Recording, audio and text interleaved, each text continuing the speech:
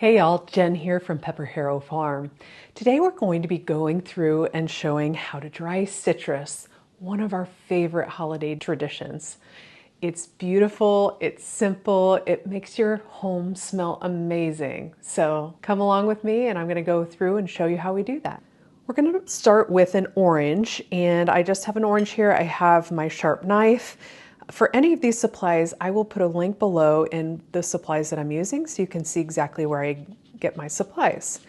I start by just cutting the end of my orange off. I do end up using this piece. I use it just as a little white piece to put on my wreaths.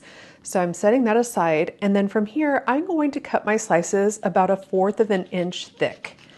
And I'm going to slice the entire orange. We're going to do a couple different fruits today. I did an orange. We're going to show a grapefruit. I also have a lemon and some beautiful limes. And with the limes, I'm going to show you guys a couple different ways that I do this. We have our orange sliced up here, and I'm just going to set that aside for now. I'm going to show you a couple different techniques on how to dry your citrus. But first, I'm going to go ahead and cut my grapefruit. I'm going to cut my lime, and I'm going to cut my lemon.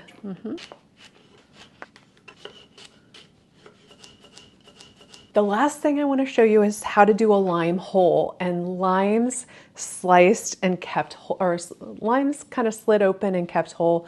They look amazing on a holiday wreath. Cut down into the fruit, not all the way through. And you're going to rotate and make another cut. Going to rotate and make another cut.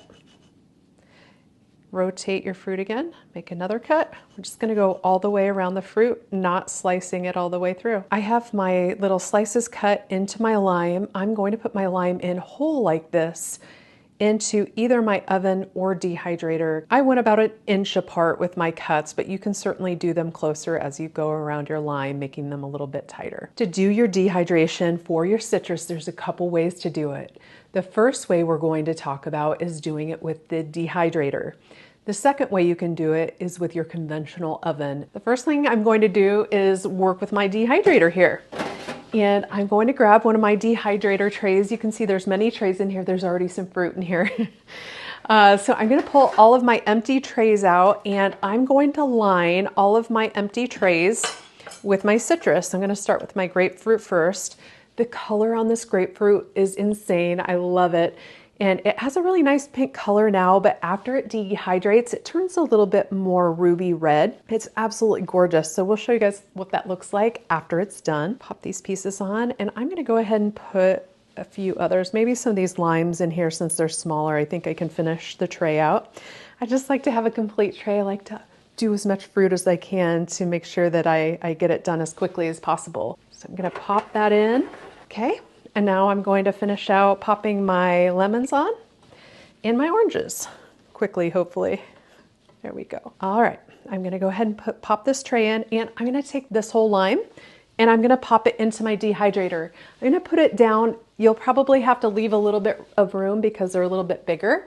So I have a tray removed and I have put it on the bottom shelf so that there's plenty of room for it to be able to fit. The time and temp that I like to set my dehydrator to is for 10 hours at 167 degrees. And then I'm going to hit start. One thing to note about using your dehydrator is you will see some variability with how long it takes to dehydrate your citrus. Sometimes the external air humidity level will also impact this process. What you're looking for to figure out if your citrus is dehydrated is how it feels. They feel completely dry, and you can hear it from the sound. They feel very crispy, they're very dehydrated. So these are absolutely perfect. If you have any moisture left on your citrus, it will end up creating a little bit of mold. So you really want to make sure that they're really nice and dry, just like this. Okay, the second method I'm going to talk about is using the conventional oven. We happen to have a gas oven that we're going to be using today. One thing I don't like as much about using the conventional oven is I don't feel like the fruit has as much consistency.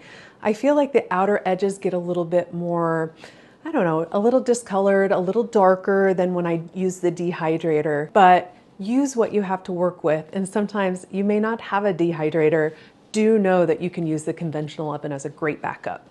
So to dehydrate in your oven, the first thing you're going to need is just a regular baking sheet.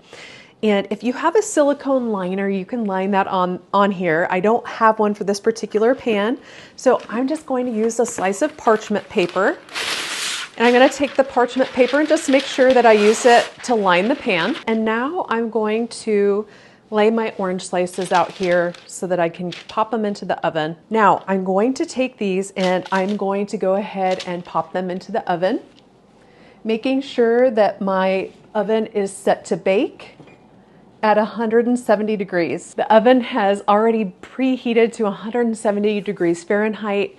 Now I'm going to leave my citrus in there for about 24 hours. I know 24 hours seems like a long time, but that is how long the citrus actually takes to dry out. If that doesn't work for your particular situation, I highly recommend investing in a dehydrator and doing it through that process. We have a gas stove. This happens to cost us about $3 to $4 to run this for 24 hours to dehydrate our citrus. After you remove your citrus from either the dehydrator or the oven, you're going to let them cool down for a little bit before you go to your storage method. You can store your citrus in a glass container for up to a year. I have my lime stored here in a half-gallon sized container. One thing I really love about storing them in glass containers like this is they look absolutely gorgeous. And that's really it. It's a beautiful, simple way to celebrate the holiday season, something very traditional yet unexpected and magical. If you all liked today's video, please like and comment below and subscribe to our channel. It doesn't cost you a thing and it really helps us out a lot. Thanks for joining today and happy growing.